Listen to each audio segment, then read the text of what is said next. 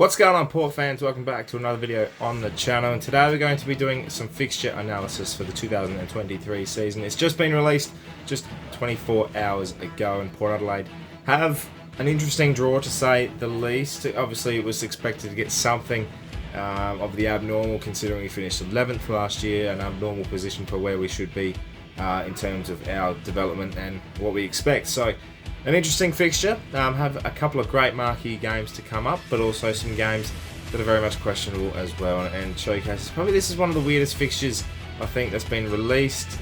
The club did a fantastic job in releasing their video with paint.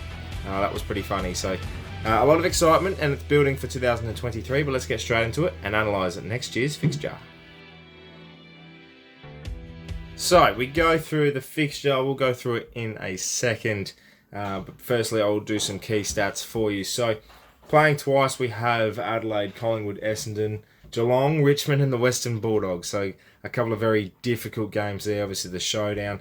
The Western Bulldogs will be pretty much on par with us. Richmond, Geelong as well. Obviously, the Premiership winners in Geelong, and then Collingwood and Essendon. So, it doesn't pose a great double up of games. And especially with those road trips that all those teams have, they'll be very, very difficult to, pencil in any victories there. And it's going to be interesting to see how that looks on paper when the time comes for those games. The first four of the year are Brisbane at home, Collingwood away, Adelaide in the home showdown, and then Sydney away. A very, very difficult first month, I feel. But also at the same time, you take those challenges on the chin, because I think it's all up to us anyway. And I'll get into that a little bit deeper later on as well. The last three, Greater Western Sydney, Fremantle, and Richmond. Again, not the greatest of endings. We do have our final game of the year at home, which is good. Which would definitely benefit us if we're in a position to be fighting for top 8, top 4, or top 2, or whatever we're fighting for. It'll be a very good opportunity at home in front of a big crowd. So that's a marquee game to look forward to. The bye is round 15, which is a little bit later than normal for us. Normally we get the first one or two, and normally we have one around the long weekend for the King's birthday. So very interesting to see that we get a later bye during the year, which may benefit us going towards the back end, where we play a good solid block of 14 or so games with Gather Round included in the first part, and then have a bye, and then we reset to go for the last 8 or 9 games for the year. So I think that benefits us a little bit better in terms of the way we're going to be preparing for this season. In terms of a difficulty for the fixture, we'll give that in a second, but let's go through it all together. And we're going to run through this game by game. Now, if I'm looking at the screens, because I don't remember the fixture off by heart as yet, that'll take me another 3 or 4 months. So, let's get into it. Round 1, Brisbane. We already know that. That's going to be at the Adelaide Oval in a twilight fixture slot on March 18th for the round 1 of the year. That's very handy. The next one, March 25th, we'll be playing Collingwood at the MCG. Now, that's obviously March 25th. It's going to be an interesting thing that at the G Saturday afternoon. There's a very good chance I could actually travel to that. I'm just contemplating a few things. A lot of games in this fixture that I've gone through, you can actually pinpoint, say, you know what, might attend that one away, might travel there, have a day trip, and so forth. So it'll be interesting to see. The showdown is April 1st, which is not the joke what we wanted. It's obviously a Saturday night game, which is the preferred time slot for Port Adelaide supporters. So that'll be very handy for us, and it's our home showdown. So we've gone back-to-back home showdowns, with the last one of the year in 2022, and then now the first one of 2023, which I find interesting. But to say the least, I think that just works with the fixture. We then travel to Sydney, where we will play Sydney at the SCG on a Saturday night again. Now that's April 8th. That's Easter weekend. So that's a very difficult game in itself, with how well Sydney do play the SCG, and we haven't won at the SCG in years. So I think 2018 was the last time we played and won at the SCG. Then we have Gather Round, where it has been announced obviously that we'll be playing the Western Bulldogs on the Saturday night.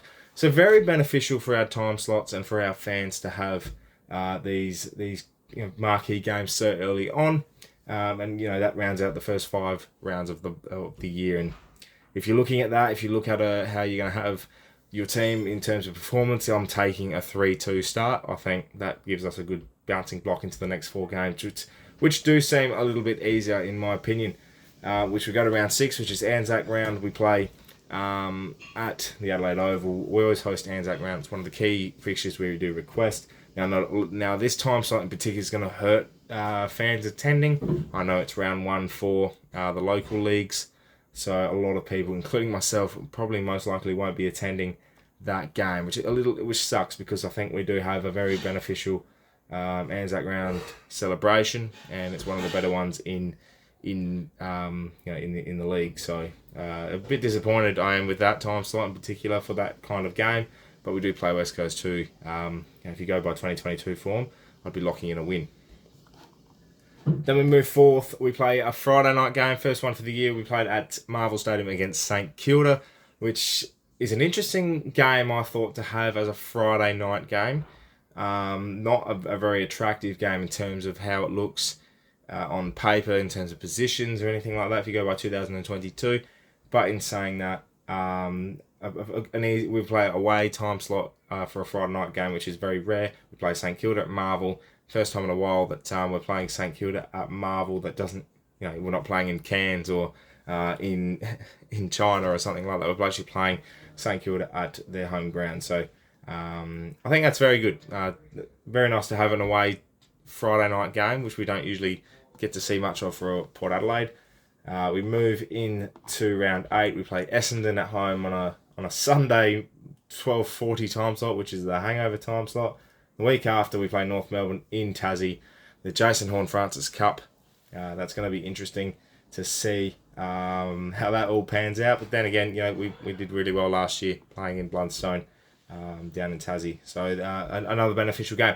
Now it's the next block. I go from 10 to rounds 10, 11 and 12. This is one that was intriguing for me because we play Melbourne on a Friday night game at home when we're celebrating the Sir Doug Nicholls round. So a very special game that is. We then go to Sunday, 12:40 the next week against Richmond, which again is going to be a tough ask at the G, but we got another MCG game, which is very beneficial for us and the experience there. We come back, we play Hawthorn on a Saturday afternoon, June 3rd, which is pretty shitty, if I'm going to be honest with you, but that's the kind of time slots we have. Then we play the Western Bulldogs.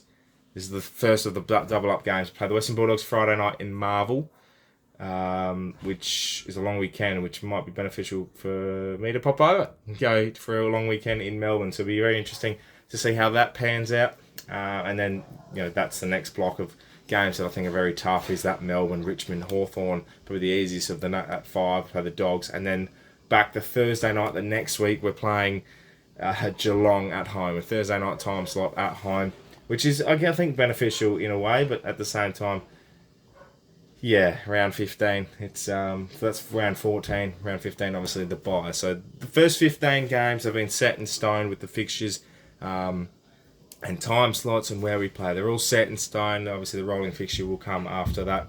And that is probably going to be posing a interesting thing for the back end of the year because we'll come out of the bye. I'll look at that fixture and you think if Port have 9 wins going into that first round, in the first 15 round block, that's a massive tick for us and we're setting ourselves up really, really well. If we're going in with anything less than 7, I'm very much concerned for our season.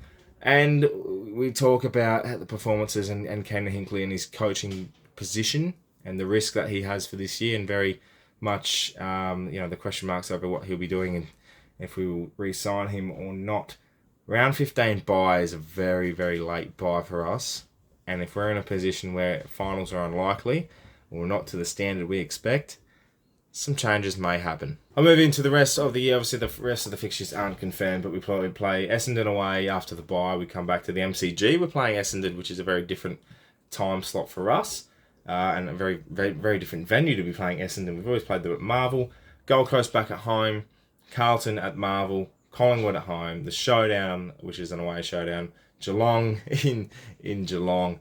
Port, we're back at home against the Giants. Freo over at Optus. And then to finish it up, as I said, Richmond at home. We're going to be playing them. So that's our round 23 game. That's our full fixture for the year. 24 rounds, 23 games. A lot of opportunity It's a very exciting one. I know a lot of fans have been complaining and have their very much negative opinion. And you know what?